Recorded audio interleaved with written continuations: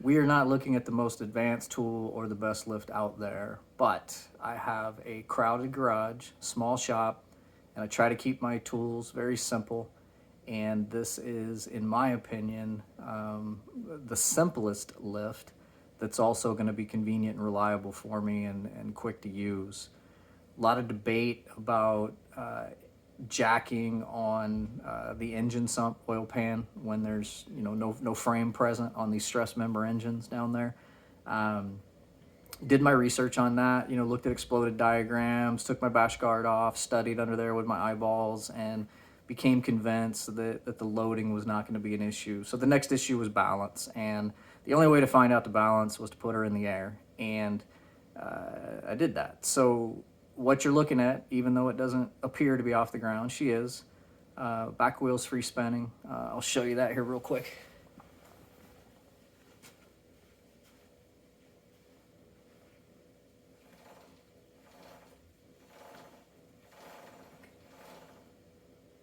Yeah, I did put a hand on the luggage rack. That's just, obviously if you have a free hand, use it. You don't really need a free hand. Um, she's gonna rock a little bit, and I'm comfortable enough with this rocking that I'll do it just like this. Here's fork movement for you.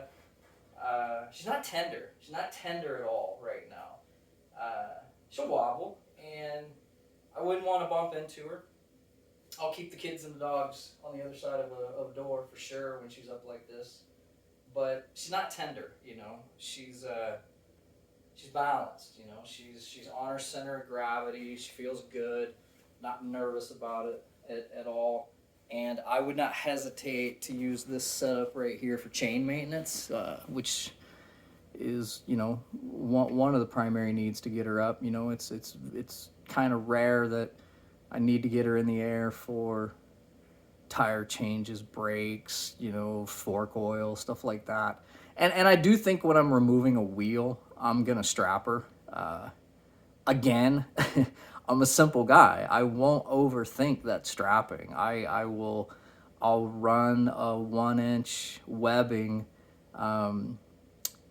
just to a good solid point on that opposing wall you see, and I'll run a 1-inch strapping to another solid point on the other side, just something good and heavy. But where the only permanent pieces I'm dealing with are just 1-inch nylon webbing that I have laying around and all over my shop anyway. I don't like to build frames and racks and those types of things because they just take up space, and I try to keep it as simple in here as I can. So anyway, that's it. Bike's in the air. Nothing fell over. Everything's good. And I am happy with this simple setup. Whether this meets your needs or satisfies your homeowner's insurance is totally your call.